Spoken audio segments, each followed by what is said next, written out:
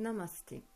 Cette vidéo est un peu particulière sur le lien de flamme jumelle car le tirage, je ne vous le cache pas, a été fait il y a quelques mois, mais étant donné l'intemporalité et l'éternité du lien, je pense qu'elle peut parler à certaines personnes parce qu'elle traite des questions que l'on se pose au sujet du lien, en fait. J'étais arrivée à un moment donné, après 8 ans d'échanges et de relations platoniques surtout, à me demander où était ma place dans ce lien. Est-ce que j'étais sur la bonne voie? Est-ce que c'était pas une illusion, tout simplement? Voilà, j'étais un peu perdue et j'avais besoin de me positionner, donc j'ai interrogé les cartes de l'ange de l'ange liberté, justement, qui est magnifique à ce sujet-là. Et les réponses ont été très poignantes, ne serait-ce déjà que par les illustrations. C'est un oracle magnifique. Et du coup, en fait, je vous le livre, quoi. C'est un tirage personnel, mais qui parle, je pense, aussi aux autres flammes jumelles, qui peut parler aux autres flammes jumelles, qui se posent ces mêmes questions. Voilà, j'avais besoin de savoir ce que c'était que cette relation, vers où elle allait m'amener, comment y parvenir, lever les obstacles, et pourquoi, et ce qu'il en était réellement. Voilà. Donc c'est 5 questions que je me suis posées et qui a été et dont l'oracle a répondu. Voilà. Donc je vous fais part de ce tirage, donc fait à la base avec l'oracle de l'ange liberté, que j'ai complété après par la suite avec celui des artisans de lumière, et ensuite avec le tarot ou l'oracle de Venise. Donc je pense qu'il y aura sûrement 3 vidéos, voilà, chacune traitant le sujet avec l'oracle en question, mis en parallèle bien sûr avec les oracles, l'oracle de l'ange liberté qui est à la base de ce tirage. Voilà, donc voilà mon petit Bouddha que j'ai changé. Nous sommes ce que nous pensons, avec nos pensées nous créons le monde. Bouddha, voilà. Alors je vais vous montrer, déjà le tarot de l'ange liberté, des ténèbres à la lumière, d'après le poème de Victor Hugo. Et c'est des peintures de Mira, sont magnifiques. Le texte de Samuel Dijan Gutenberg. Voilà. Donc, ça, c'est l'illustration de base de l'ange liberté, qui est magnifique, que je garde dans ma chambre. Voilà. Alors, en plus, il faut savoir que ce tirage, je l'avais secrètement gardé dans une chemise, au fond dans un coin, au fond de ma chambre. Et comme si je voulais que la magie s'opère un peu, en fait. Voilà. Et maintenant, je libère ce secret et je le livre aux autres flammes jumelles en espérant que ça leur apporte autant de lumière que cela m'a apporté. Voilà. Donc, je vais vous lire les textes qui sont magnifiques de cet oracle-là concernant les cartes. Vous pourrez vous fier, à votre propre ressenti avec ces images qui sont réellement magnifiques, ces illustrations vraiment magnifiques. Et ensuite, je vous ferai part des notes que j'avais prises à ce moment-là, puisque j'avais travaillé sur cet oracle-là. Enfin, j'avais exploré cet oracle-là.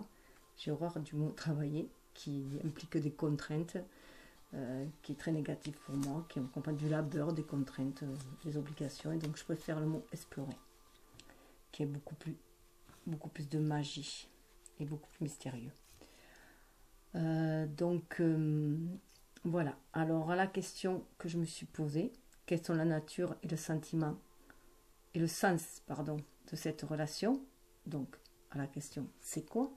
Tout simplement, voilà la magnifique carte que j'ai eue. J'espère que vous la voyez.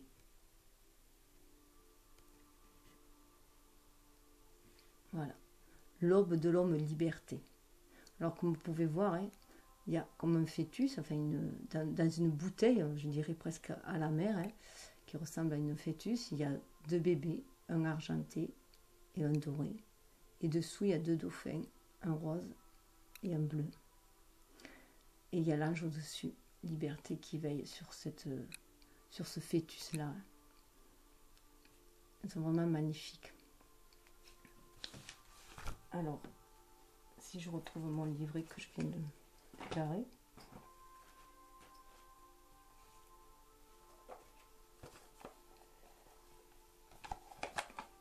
Alors, petite pause, j'ai égaré le bouquin que j'avais il y a 5 minutes. Voilà, voilà. Alors, c'est la carte 14. Donc, dans le tarot, ça correspond à la tempérance. Hein.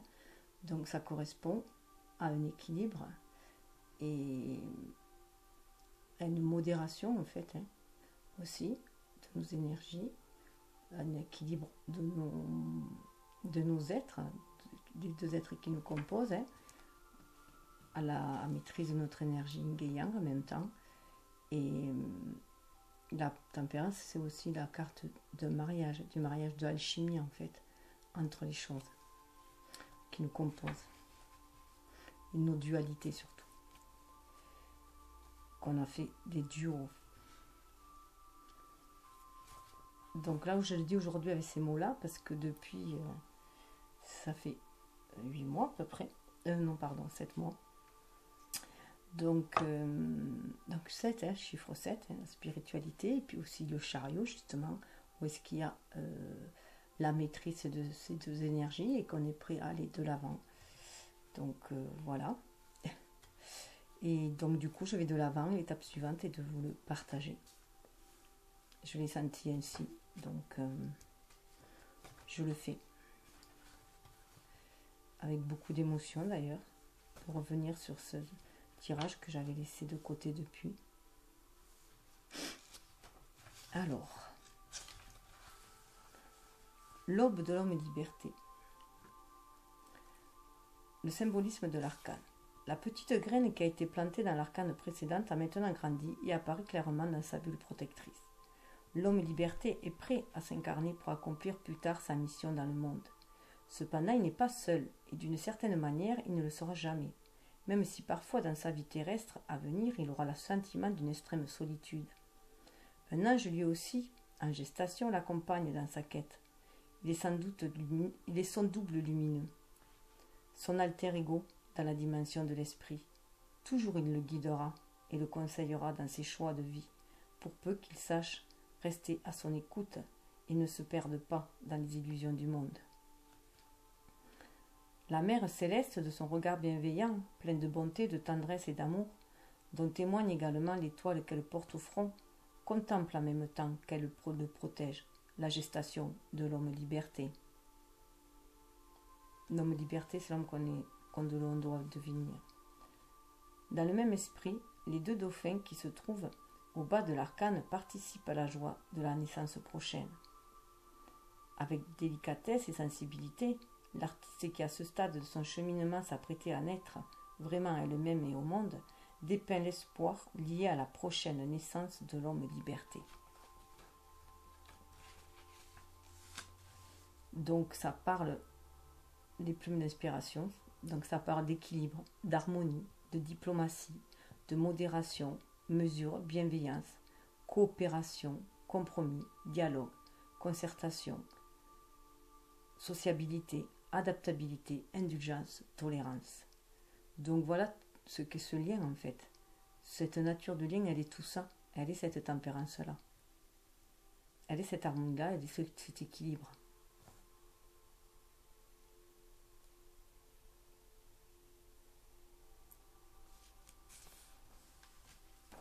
Donc ensuite, je me suis posé la question, vers quoi me mène-t-elle? Nous mène-t-elle? Quelle est en puissance son issue? Vers où va-t-on? Vers où je vais? Vers où va-t-on chacun? 15. Le reptilien de l'ombre. Donc la carte à la base peut faire un petit peu peur. En plus 15, ça fait penser au diable, bien sûr, hein, dans le tarot. Donc on est bien dans la matérialité là. On est bien dans la matérialité, on est bien en proie à nos démons aussi. Et ça me fait penser que j'ai oublié de vous dire. Peut-être que ce n'est peut-être pas important, mais je vais vous dire ce que j'avais noté auparavant. Donc désolé, je vais revenir à la carte précédente. Ça va peut-être un peu casser le... Mais bon, je vous fais part de ce que j'avais écrit.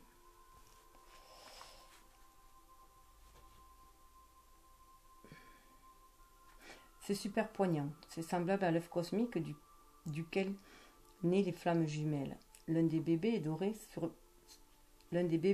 scintillant comme un champ de tournesol sous le soleil. Énergie masculine, yang. L'autre est bleu argent comme la mer bleu argent, argentée, éclairée par la lune. Énergie féminine, yin. Enlacés tous les deux, paisibles en osmose, en parfaite harmonie, comme la tempérance 14 dans le tarot. La mer céleste est aussi la source sacrée, dont tout et tous de couleurs. Pardon, je n'arrive même plus à me relire.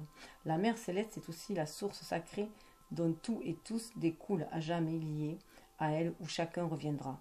Sa guidance et sa protection. Les dauphins, un rose, la femelle, un bleu, le mâle. Enlacé symbolise aussi le couple divin, celui d'âmes jumelles dans beaucoup d'oracles. Un petit bonhomme en bas à gauche de la carte semble fait de deux parties, une bleue et une jaune, avec deux têtes couronnées, enfant intérieur, des flammes jumelles sacrées. La partie sombre semble tenir un serpent dans sa main gauche, émotionnelle, instinct primitif, et la lumineuse semble détenir une clé.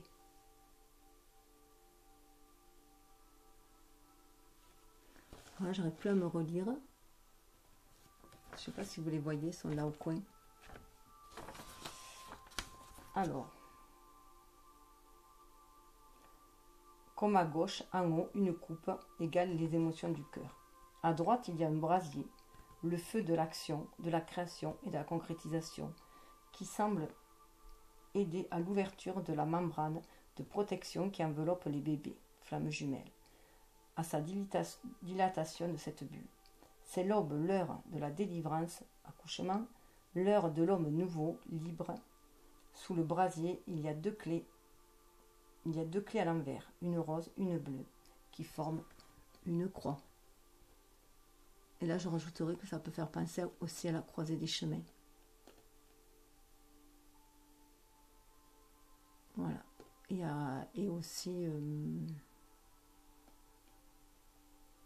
donc voilà, la croisée des chemins.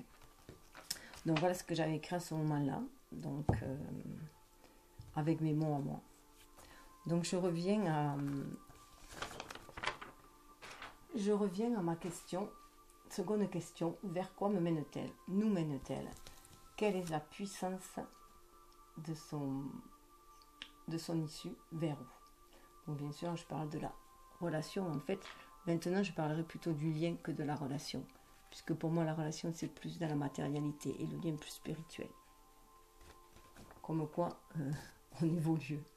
Donc, 15, le reptilien de l'ombre. Comme je disais, c'est la carte du tarot et donc ça parle bien du monde matériel fait avec de cette tentation. Hein. Et aussi, ça parle aussi de nos démons hein, qui nous enferment aussi. Et cette nécessité de muer aussi, hein, de mutation, hein, comme le serpent. Alors,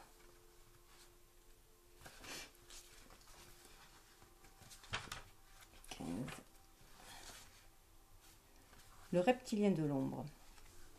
Le symbole de l'arcane, voilà une arcane bien sombre, voire terrifiante. Il est vrai que lorsqu'elle apparaît dans un tirage, la plupart des consultants ressentent comme un malaise, L'artiste elle-même, quand elle peignait cet arcane, a été confrontée à des forces incontrôlables génératrices d'angoisse et de terreur.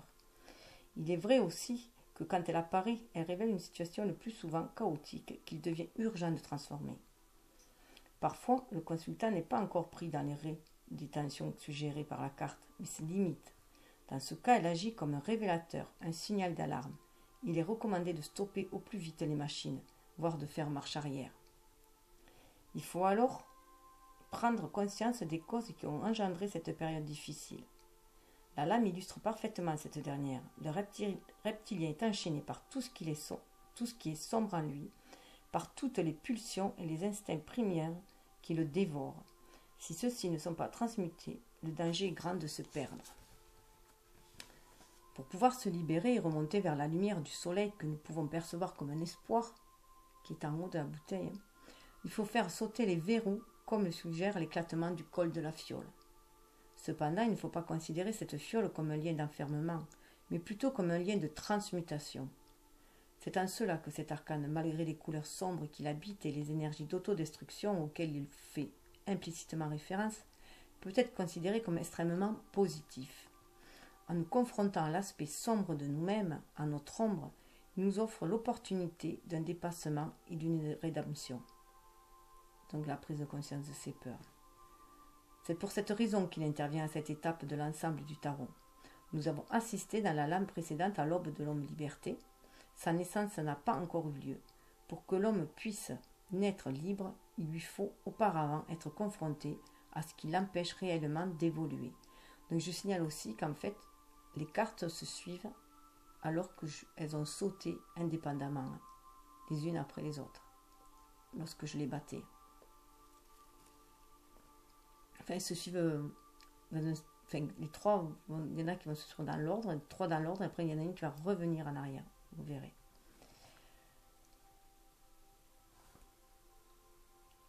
Alors, où j'en étais? Au bout du compte, le reptilien de l'ombre nous rend un fier service. Il est celui que l'on considère dans toutes les vraies spiritualités comme le gardien du seuil.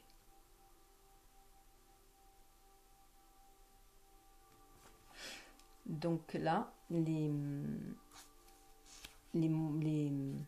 plumes d'inspiration qu'ils appellent, sont le courage de regarder au fond de soi-même, l'initiation, le dépassement, le magnétisme, la puissance, la force, la descente et les remontées. Donc là, c'est vers où cela nous mène. Ça nous amène à une transformation déjà. Ça nous amène dans notre part d'ombre. Ça nous amène au fond de soi, d'aller voir cette part d'ombre pour trouver notre lumière. Voilà vers quoi cela nous mène, ce lien-là, avant tout. Et on sent aussi cette forte attraction qu'il y a entre les flammes jumelles aussi. D'aller vers cet inconnu quand même. Vers cet inconnu qui était resté dans l'ombre tout ce temps aussi. Alors, ce que j'avais noté, car en soi qui sera salvateur, qui implique la mise en lumière. Cette relation particulière de flamme jumelle a ouvert un cheminement spirituel qui mène vers la lumière, vers l'éveil de conscience. Mais pour cela, il faut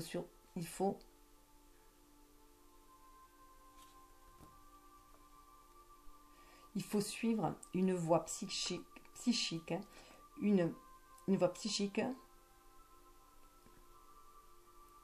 qui est désolée, j'arrive plus à me relire. Ah oui, une voie psychique qui se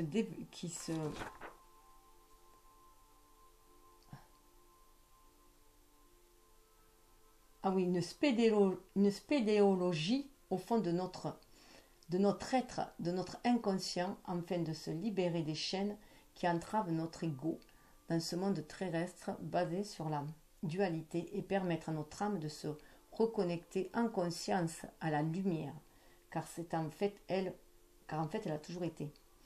En développant l'intuition, atteindre sa complétude, ombre-lumière, yin-yang, les deux colonnes me font penser au fondement de nos sociétés, des croyances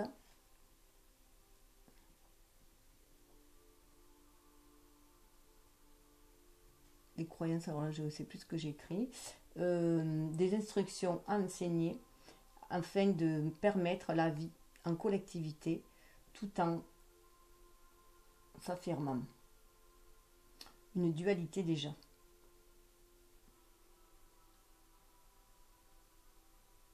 Ah oui, des croyances inculquées, pardon, c'était.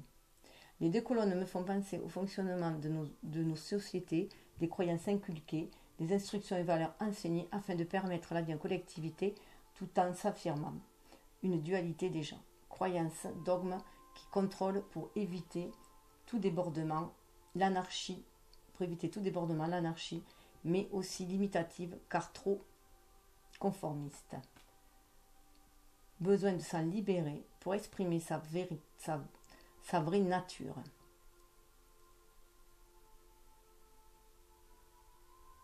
Délivrer son être lumineux. Agir dans la matière, dans la terre, en accord avec son âme, aligné au ciel, une harmonie, un équilibre avec son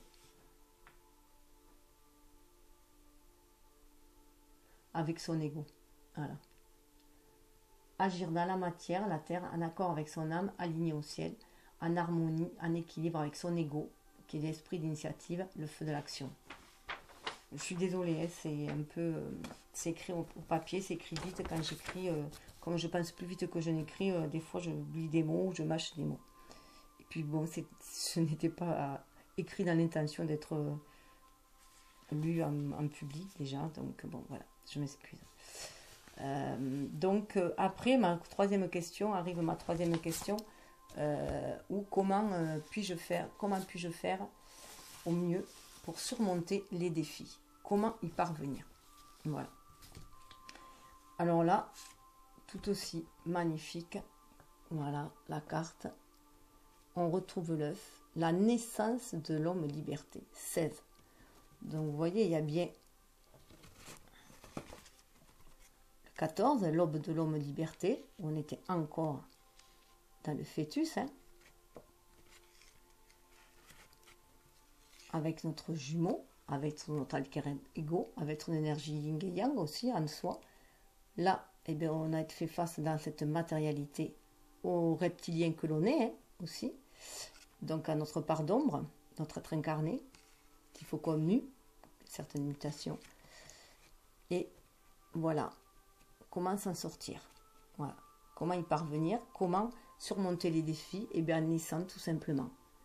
De la naissance de l'homme liberté. Alors quand j'ai vu vraiment aussi cette carte, j'étais super émue, ça m'a vraiment fait penser à la séparation originelle tout simplement. Donc elle est très très forte cette carte aussi. Et comme on peut voir là-haut, la fiole elle a été cassée. Voilà, on la voit en haut là. La fiole a été cassée, on s'est libéré et on renaît à soi. Et en plus, il y a le signe là de l'ange liberté. Il y a le signe qui parle de pureté, de renouveau, de renaissance, de pureté.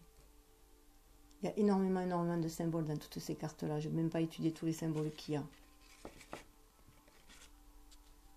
Mais c'est tout simplement magnifique quand même. Donc là, c'est bien prendre son envol aussi. Alors... 16.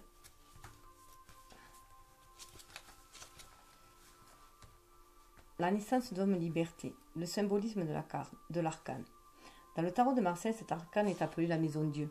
Mais en plus, c'est la maison Dieu, et donc c'est tout le bouleversement en fait de notre structure, de comment on a été construit jusqu'à présent en fait.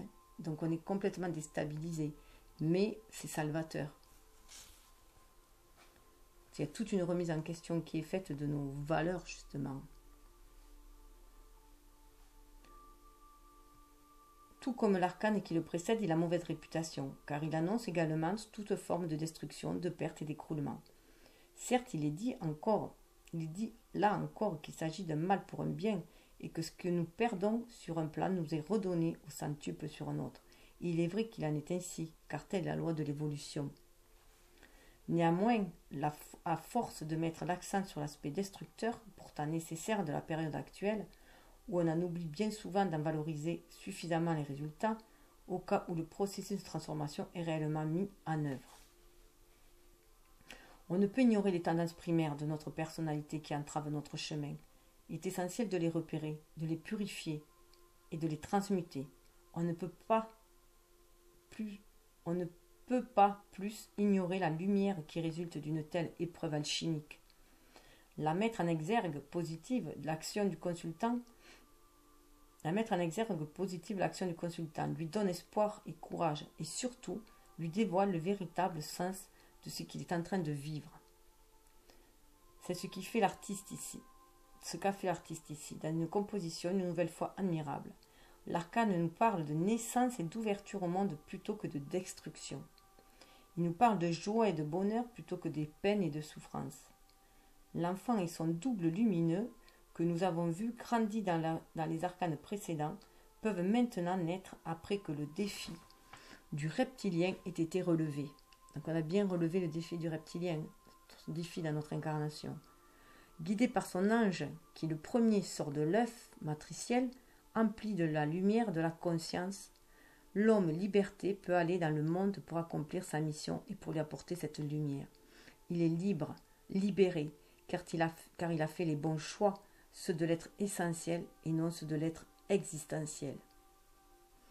Donc on voit bien ce côté angélique qui s'en va, et le côté avec l'étoile, le côté jaune, c'est celui qui va nous permettre de nous réaliser dans la matière, c'est notre être incarné, que l'on va incarner, guidé par notre être spirituel, par notre ange. La fiole en haut à droite, réminiscence de l'Athanor, des lames précédentes, est enfin ouverte aux effluves de l'univers. L'oiseau bleu, une branche d'olivier dans le bec, oiseau jumeau de la blanche colombe de l'arche de Noé, témoigne de la paix et de l'âme, tandis que les coquillages symboles de Compostelle témoignent de la naissance du nouvel homme, qui est avant tout une naissance spirituelle. Donc oui, voilà, l'oiseau bleu, il est là. Donc on voit encore le duo, le couple, c'est le couple divin, l'oiseau bleu et le cygne. Et la colombe, je veux dire. Moi, j'avais pas pensé à un cygne, mais bon, c'est une colombe. Voilà, enfin, la symbolique est la même. Ainsi, les destructions et les pertes annoncées marquent en fait la perte des illusions inhérentes à l'ego, qui n'a pour seule finalité que le désir de la possession. Les valeurs de la matière seules, sans la dimension de l'âme, conduisent au chaos et à la destruction, comme le prouvent les violences qui traversent notre société. La paix, l'amour et la fraternité, et non l'idée, même généreuse, que l'on se fait de ces valeurs, sont seules susceptibles de transformer le monde au fond, une fois enraciné au cœur de l'homme et liberté. Donc, ça parle de rupture, cassure, bouleversement, destruction, fin des illusions, mais aussi de naissance, d'ouverture au monde, de renouveau et de liberté. Donc là, on voit bien qu'en fait, comment surmonter ces défis, comment y parvenir, c'est en se libérant tout simplement, en se libérant et en vivant cette paix, ce sentiment de paix, d'amour et de fraternité, en le vivant dans la matérialité, en l'exprimant, en l'inspirant et l'expirant, tout simplement, le vivre. Il ne suffit pas de la garder mentalement, il faut le passer dans les actions que l'on entreprend, avoir des actions inspirées, des actions bienveillantes. C'est ce qui va nous amener à cette ouverture du cœur et cette ouverture vers au monde en fait, cette naissance. Alors, qu'avais-je noté ?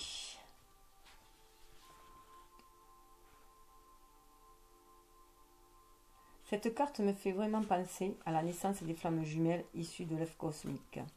Mais là, en l'occurrence, cela est une renaissance. Elles revivent leur séparation originelle afin de dépasser l'état de douleur, de dépression, de noirceur dans lesquels elles avaient été plongées à leur séparation pour venir vivre les complexités de la matérialité. Cette renaissance est une délivrance, car avant elles ont atteint leur complétude grâce à leur cheminement spirituel, réflectif. Maintenant, elles peuvent être lumière et amour inconditionnel. Et à ce stade, accomplir leur mission, baigner le monde de l'énergie de cet amour inconditionnel afin de participer à l'éveil des consciences et ainsi faire monter les vibrations et aider la Terre à guérir en raison du lien intrinsèque à celle-ci et l'univers. Dans la carte de l'aube de l'homme liberté 14, où l'ange couvait l'œuf cosmique, où les jumeaux sont en gestation, enfants et anges, les couleurs sont plutôt bleues et vert turquoise avec un peu de violet et de rose. Cela dénote une période de guérison et de communication intuitive, de connexion spirituelle un peu. Bleu, eau, ciel égale domaine des émotions. Sur celle-ci, l'œuf est arrivé à maturité. Il est aussi il est aussi embrasé et de couleur jaune vif, alors que dans l'autre carte, cela ressemblait plutôt à un placenta. Il fait penser au plexus solaire, affirmation de soi, épanouissement de l'âme, dans l'action, la matérialisation, création, concrétisation.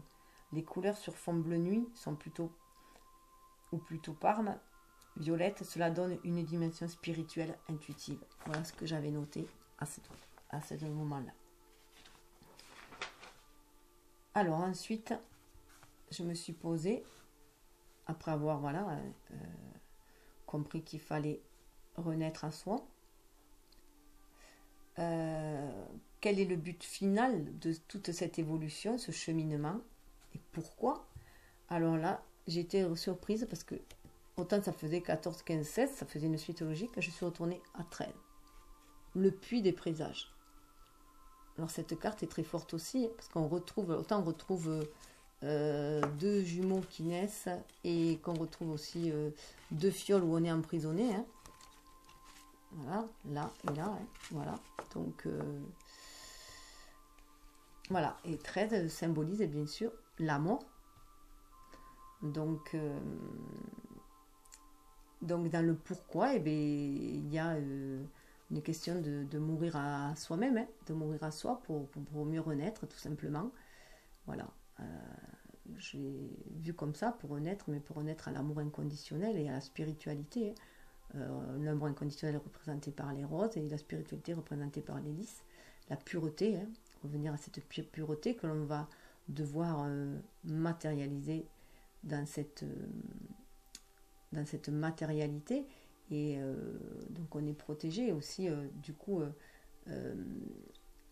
le créer, derrière ça me fait vraiment penser au plexus sacré, au plexus solaire. Hein.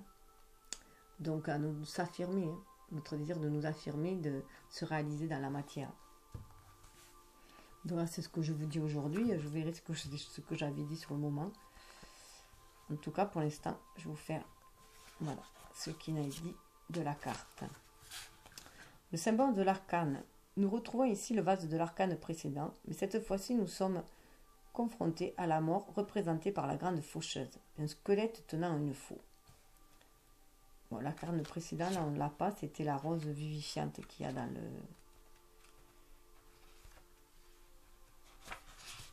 dans une fiole. Là, on ne l'a pas. On l'a au fond de soi, hein. En fait, c'est notre âme.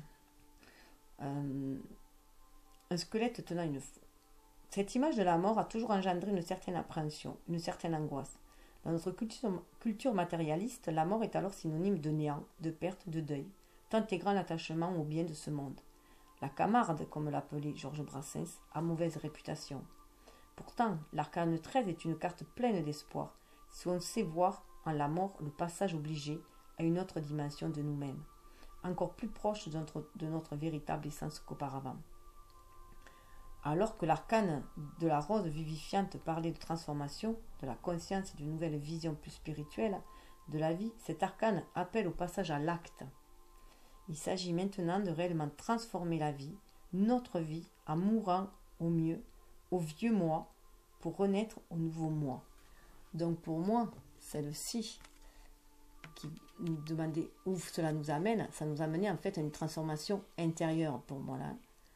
Avec le reptilien, c'était une transformation intérieure, en soi, de notre être incarné. Et là, c'est un passage à l'acte avec le puits des présages en plus. Avec cette mort-là, c'est vraiment une renaissance, un passage à l'acte. Car la mort est le présage d'une autre vie, encore plus pleine, plus lumineuse que la précédente, à condition de transformer réellement la matière dans la vie, qui est représentée par le puits qui se trouve au fond du vase. Cette carte est donc annonciatrice d'un nouveau monde, suggérée par le fœtus en haut du vase, surmonté par une couronne. Donc on retrouve le fœtus, le fœtus de la première carte quand je demandais quelle était la vraie nature et cette relation. Donc on retrouve là. Cette carte est donc annonciatrice d'un nouveau monde, suggérée par le fœtus en haut du vase, surmonté par une couronne. Une couronne. Donc la couronne, ça a aussi le pouvoir, retrouver notre pouvoir, notre impérialité. Ça donne aussi un côté légitime dans un sens. À gauche, nous voyons un ange qui à la fois nous protège dans ce processus de transmutation et annonce la naissance prochaine du nouvel homme. L'arcane aurait pu tout aussi bien s'intituler Annonciation. Vous voyez, l'arcane est là. L'ange est là, pardon.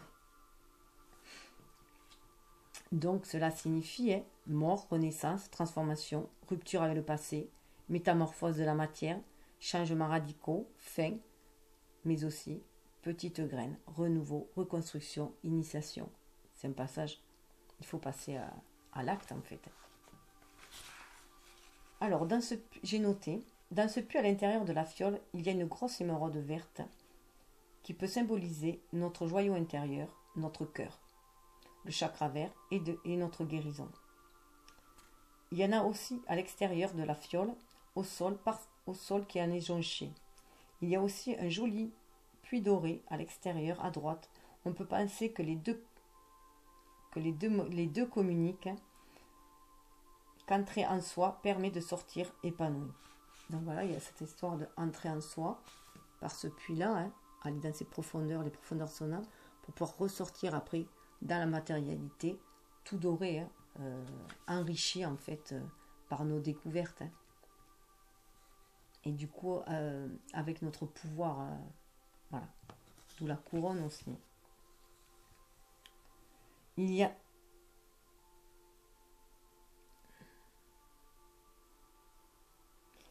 a comme une arche qui me fait penser à un seuil de porte, tout en étant une alcôve ou transmutée en toute quiétude. Je ne me souvenais même pas que j'avais pensé à cela. Aujourd'hui, je pense au plexus sacré et au plexus solaire. Donc, voilà, comme quoi on évolue. Et pour finir, j'avais fait la synthèse des 4 cartes. Je les ai additionnées et je me suis retrouvée à nouveau avec 13, le puits des présages. Donc c'est très important de mourir à soi pour renaître. Donc je ne vais pas relire tout, pour pouvoir planter de nouvelles graines. Je ne vais pas tout relire, je vais juste relire le message de Sri Aurobindo qui symbolise le message de l'ange liberté. La mort est la question que la nature pose continuellement à la vie, pour lui rappeler qu'elle ne s'est pas encore retrouvée elle-même. Sans l'assaut de la mort, la créature serait liée pour toujours à une forme de vie imparfaite. Poursuivie par la mort, elle s'éveille à l'idée d'une vie parfaite et en cherchant les moyens et la possibilité. Et en cherche les moyens et la possibilité. Donc voilà, ça nous rappelle qu'on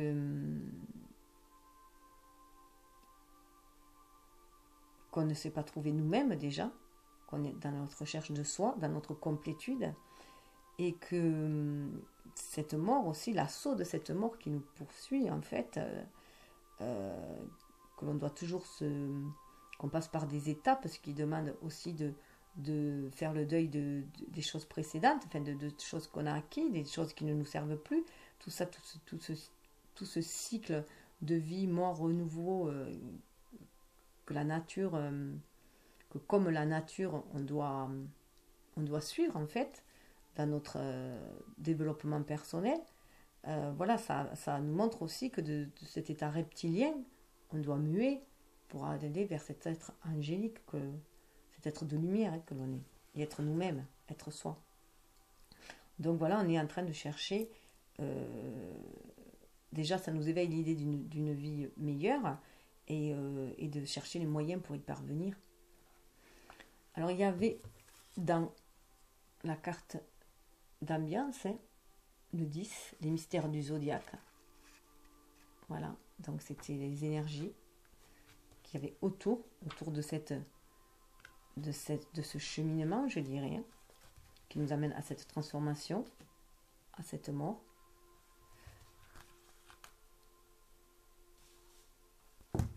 Alors,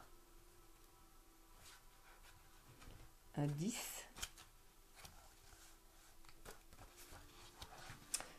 Symbole de l'arcane. Comme nous le savons, la vie est un mouvement perpétuel de la naissance à la mort. Nous passons par toute une série d'étapes inéluctables. Et que nous le voulions ou non, nous sommes obligés de nous y confronter. Le bébé devient un petit enfant, l'enfant un adolescent, puis un adulte, lequel, après avoir atteint la maturité, doit faire face à la vieillesse et enfin à la mort. À cette loi biologique sont associées des lois psychologiques et spirituelles que notre société, fondée sur des valeurs purement mercantiles, cherche à ignorer. Ainsi, l'adolescent veut déjà être un adulte alors qu'il n'a pas satisfait aux nécessités inhérentes à cette phase. Et l'homme âgé veut garder une éternelle jeunesse pour échapper aux contraintes de la vieillesse. Pourtant, chacune de ces étapes a son sens dans le processus de la vie, et apprendre les enseignements qui l'accompagnent nous aide à grandir en conscience sans brûler les étapes. Cet arcane se réfère donc au cycle de la vie et à la roue du temps. C'est ce dont nous parle la vraie astrologie illustrée par la roue du zodiaque. Contrairement à l'opinion communément répandue, l'astrologie de l'évolution n'a rien de déterminisme et d'événementiel. Ici, déterminisme il est du même ordre que celui qui découle des lois que nous avons évoquées. La véritable astrologie nous permet précisément de comprendre les énergies qui sont à l'œuvre dans l'univers et en chacun de nous. Sur un plan d'humanité commune comme sur un plan individuel et personnel.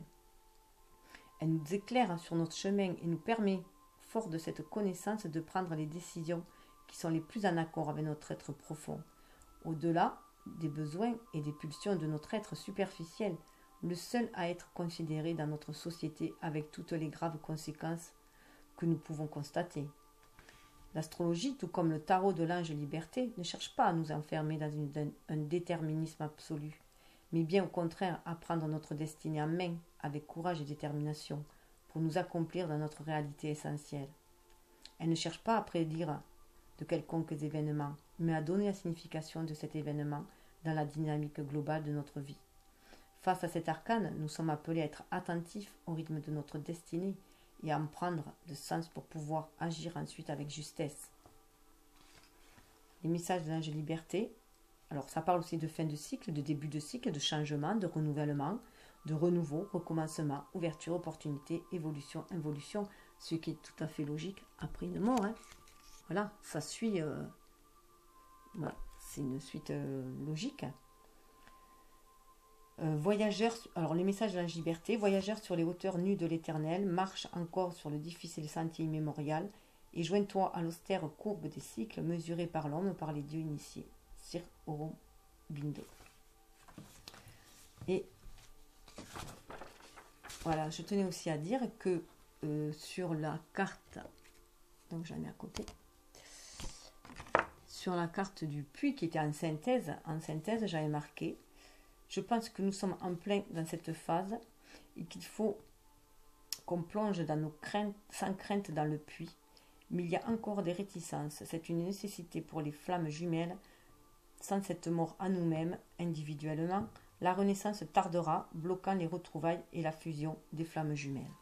Voilà, ça avait été la synthèse de mon tirage. Et j'avais regardé au-dessous, sous le deck, ce qui allait arriver après cette mort.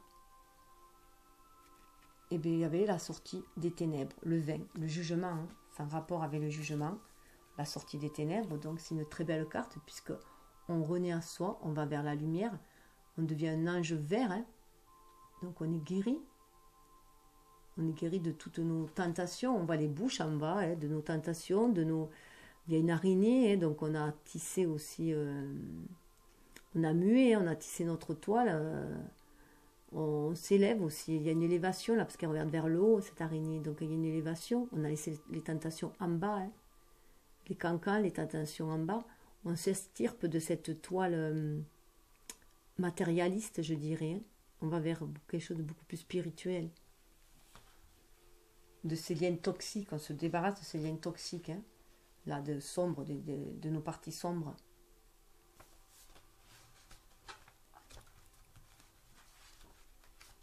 Alors, aux sorties des ténèbres, le symbolisme d'arcane, éclairé par la compréhension et la conscience acquise par le travail de connexion entre l'être lunaire, la couronne d'argent, et l'être solaire, la couronne de lumière, le moment est venu de faire le bilan du cycle écoulé avant de repartir sur de toutes nouvelles bases, à un autre niveau d'expression. C'est pourquoi est attachée à cette carte une double notion, d'une part une notion de clôture, d'autre part une notion d'ouverture. Par clôture, nous entendons le fait de terminer correctement ce qui a été commencé au début de ce cycle. Notre mental éclairé par la lumière solaire représente ici par l'être lumineux au sommet de l'arcane, peut discerner avec lucidité notre passé. Nous pouvons percevoir quelles ont été nos erreurs passées en même temps que nos réalisations. Nous pouvons ainsi sortir définitivement des ténèbres dans lesquelles grouille tout ce qui était enfoui au fond de nous-mêmes. Lié à ce cycle est monté vers la lumière tirée par les deux enfants de vérité. Donc les deux enfants de vérité, ça peut être aussi notre complétude, hein. Notre énergie yin et yang. Hein. C'est le moment de l'autocritique et du pardon, tant vis-à-vis de ceux que nous avons pu faire. C'est le moment de l'autocritique et du pardon, tant vis-à-vis de ceux à qui nous avons pu faire du tort que vis-à-vis de nous-mêmes. Ce travail de purification effectué, nous pouvons aborder le prochain cycle avec des énergies renouvelées, dépouillées de l'ombre du passé. Pour cette raison, cet arcane nous annonce aussi la possibilité de nouvelles formes de vie, de nouveaux modes d'expression, plus ancrés dans l'essence des choses que dans des valeurs brutes de la matière dont nous avons appris tout au long de notre parcours, combien elles pouvaient nous entraîner vers le bas et engendrer souffrance, solitude, angoisse et peur. Il ne s'agit pas pour autant de quitter ce monde dans lequel nous vivons pour une quelconque retraite, à moins que ce soit là notre véritable destinée. Dans la plupart des cas, il s'agit bien au contraire d'être encore plus présent à ce monde, en lui apportant la lumière d'une conscience éclairée. Dans cet esprit, l'arcane 20 est très positif et encourageant, justifiant son intitulé aux sorties des ténèbres. Donc ça part de fin de cycle, de bilan, de jugement, de purification, maturité, discernement, révélation, élévation, résurrection, renouvellement, nouvelle vie. Et pour moi aussi, ça me fait penser aux jumeaux, les deux. Voilà, que les jumeaux se tirent l'un l'autre vers le haut pour sortir des ténèbres. Et derrière, il y avait l'étoile. L'étoile au feu divin, 17, l'étoile qui nous guide, notre espoir aussi. Cet arcane est éminemment positif et bénéfique, non pas dans le sens opposé à maléfique, cette dualité n'étant pas de mise dans cette approche du tarot et donc de la vie. Et si difficulté il y a, à certains moments de notre vie, révélée par une lame comme le reptilien par exemple, il ne s'agit en aucun cas de malchance ni de maléfice. Comme nous l'avons vu, ces étapes sont nécessaires à notre évolution et leur caractère est lié à la réponse que nous donnons aux défis auxquels nous sommes confrontés. Donc l'étoile au feu divin est bénéfique, elle enrichit tous ceux qu'elle touche et leur apporte richesse de l'esprit, beauté et inspiration. L'être qui est né dans l'étape précédente à sa vulnérabilité, dimension qui ne peut être que spirituelle, peut désormais agir en toute confiance, guidé précisément par sa bonne étoile, celle qui s'est révélée à lui, à sa deuxième naissance. Donc c'était la carte juste avant, 16, on l'avait là, la naissance de l'homme liberté, qui était dans la comment faire. Voilà où cela va nous mener.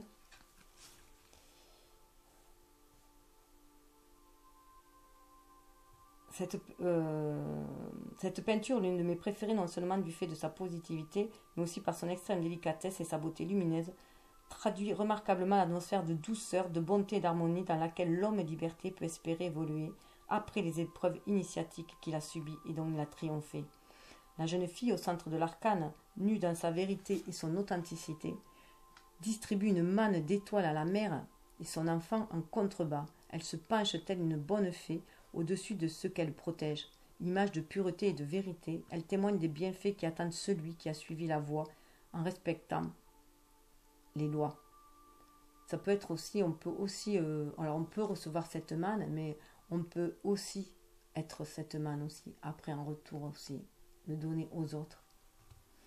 Tout ici respire beauté, harmonie et amour. Cette élévation du cœur et de l'âme échoit à ceux qui ont su triompher des illusions et des pièges de l'ego pour s'ancrer dans cette dimension de l'être qui sait nous guider et nous éclairer dans les méandres de l'incarnation. Cette vision va à l'encontre d'une croyance répandue dans le monde matérialiste. Cette dernière ne voit en ceux qui sont vraiment et réellement en résonance avec cette dimension que nous portons tous en nous, au mieux des doux rêveurs et au pire des illuminés, si ce n'est des allumés, bon pour l'asile psychiatrique. S'il est vrai que certains se laissent griser au point d'en perdre le sens des réalités concrètes, d'autres puisent dans cette dimension les richesses dont le monde de la matière a un besoin vital pour ne pas se dessécher et perdre le sens des réalités du cœur et de l'âme. Les bienfaits prodigués par l'étoile nourrie au feu divin témoignent de ces richesses qui sont redistribuées d'une manière ou d'une autre pour le plus grand bien de tous. Alors pourquoi s'en priver? Donc ça parle de chance, confiance, inspiration, intuition, harmonie, générosité, empathie, abondance, protection, espoir, foi, pureté, vérité, tout ce que l'on doit déployer aussi. Ce qui va nous amener au secret de l'amour, à 11, le secret de l'amour. Donc là, c'est vraiment la position de Bouddha. On retrouve le Bouddha en soi pour moi, et notre force intérieure.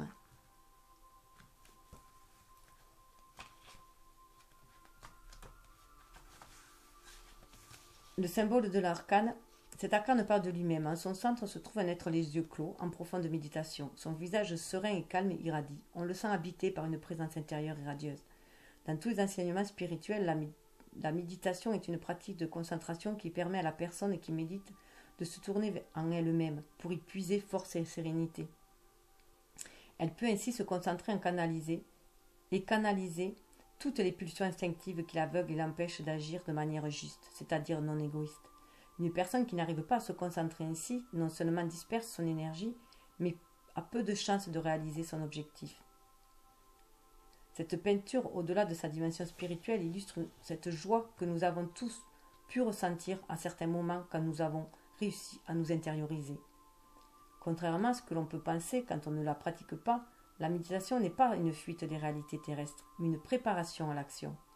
En nous connectant aux sources intérieures de la créativité et de l'intuition, nous pouvons ensuite agir avec force, courage et efficacité.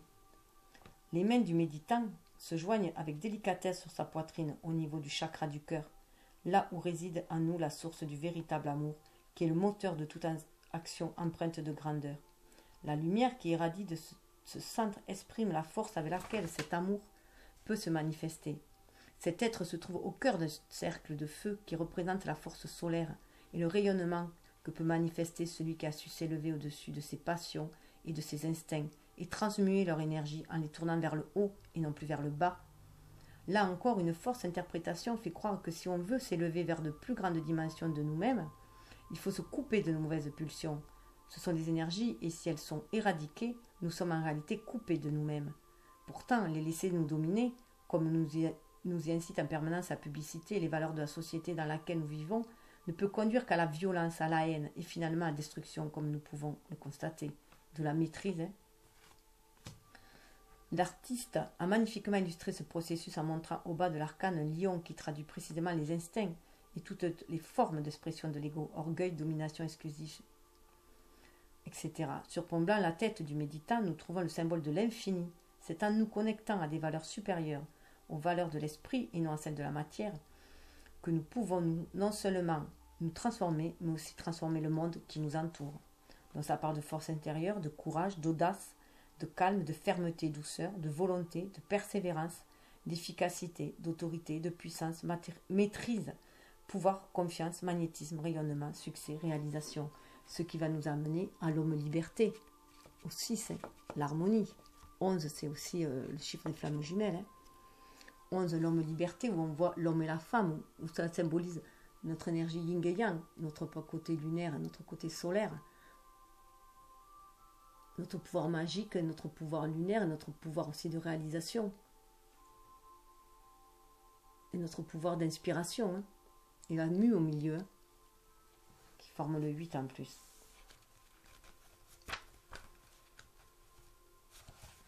Le symbole de l'arcane, l'homme liberté. Les deux personnes au centre de l'arcane, un homme et une femme, traduisent la dualité de toute situation à ce stade de l'incarnation dans le monde de la multiplicité. Cette vérité est exprimée à travers toute la composition, le masculin et le féminin, donc l'oiseau blanc et l'oiseau noir, les couleurs bleues et rouges. On peut y voir aussi, selon l'artiste elle-même, qui s'est inspirée d'un motif sculpté dans les murs de la cathédrale de Chartres représentant le signe zodiacal des Gémeaux, les jumeaux, un homme et son double intérieur. L'arcane traduit les éléments contradictoires qui habitent chacun de nous, l'ombre et la lumière, le conscient et l'inconscient, ce dernier étant symbolisé par le serpent. Pourtant, dans tous les cas, au-delà de ce qui peut apparaître comme une opposition et qui est réellement vécu ainsi à un certain stade de notre conscience de nous-mêmes et du monde, nous trouvons les germes de l'unité et d'unification des contraires. La dualité disparaît pour laisser place au mariage harmonieux des êtres, des couleurs et de tout élément antagoniste sur cette terre. En témoigne notamment le soleil irradiant dans la vignette qui unit l'homme et la femme. D'autres détails de cette peinture vont dans le même sens. Le sceau de Salomon en dessous du soleil symbolise toujours le mariage du ciel et de la terre, ou encore la licorne, l'unicorne, qui témoigne de l'unité primordiale de l'univers, au-delà des apparences contradictoires. De par la sérénité qui se dégage finalement de cet arcane, nous pouvons comprendre que lorsque, dans une situation particulière et conflictuelle, nous apprenons à nous élever au-dessus des passions partisanes et à embrasser toute chose d'un regard unique et fraternel, nous trouvons en nous la possibilité de nous réconcilier avec nous-mêmes et avec le monde tout entier. La liberté inhérente à l'homme arrivé à ce stade de son évolution est de choisir l'amour, car le véritable amour nous conduit à abolir les guerres fratricides, les racismes de toutes sortes et les intégrismes aveugles. Donc ça parle de choix, d'unification, d'équilibre, dépassement des conflits, libre arbitre, maîtrise, concentration, ce qui va nous amener à l'homme libéré. 21+, c'est une carte qui a été rajoutée supplémentaire, parce que vous avez parlé de l'homme libéré, qu'il a le summum. Le symbolisme de l'arcane, l'homme libéré a atteint son objectif, il réalise la promesse que portait implicitement en lui l'ange de l'aube éblouissante. Au départ du chemin, tout n'était que potentialité et espoir d'un accomplissement à venir. Mais l'ange ne se doutait certainement pas, tel un adolescent face à la vie, qui ne fait que commencer des épreuves à travers lesquelles il lui faudrait passer pour réaliser ce qu'il pressentait en lui. Et même s'il avait un objectif à atteindre, il ne pouvait encore savoir que cet objectif allait bien au-delà des accomplissements dans la matière, mais puiser sa source dans une dimension de son être dont il ne pouvait encore avoir conscience. Car tel est le but réel et caché de la vie qui en explique toutes les vicissitudes autant que toutes les réussites. L'homme libéré en a découvert les arcanes tout au long du chemin. Il a su s'accomplir dans de grandes réalisations personnelles à certains moments de sa vie, mais surtout il a su, à d'autres moments, se remettre en cause et accéder progressivement à une conscience plus vaste de lui-même et du monde dans lequel il vit. Il a compris qu'il n'était pas seul et qu'il faisait partie d'un corps plus vaste, l'humanité, l'univers tout entier. Il est devenu un citoyen du monde, libéré de tout préjugé, de tout attachement particulier à une culture, à une religion ou à un pays. Il sait reconnaître en chaque être et en chaque pays sa richesse propre autant que sa part d'universalité. La peinture traduit tout l'éclat et le magnétisme d'un tel être. Il est au-delà des contingences de la matière et semble flotter dans l'immensité infinie, frère des étoiles et des planètes, et son visage est empreint de la sérénité de ceux qui savent. Pourtant, nous ne nous trompons pas, s'il côtoie des sphères élevées auxquelles sa conscience a accédé, il n'en est pas moins présent au monde auquel il apporte sa sagesse et sa lumière. Il permet ainsi à ceux qui sont en route de trouver leur chemin tel un phare éclairant les ténèbres. Cette image traduit certes l'accomplissement au plus haut niveau de celui qui a su réaliser en lui et dans sa vie le mariage de l'être existentiel, de l'être essentiel et de la matière et de l'esprit. Mais elle peut tout aussi bien s'appliquer quand on la rencontre à toute situation de vie où nous avons su manifester une grande maîtrise sans que nous n'ayons eu à tricher avec nous-mêmes ou avec les autres.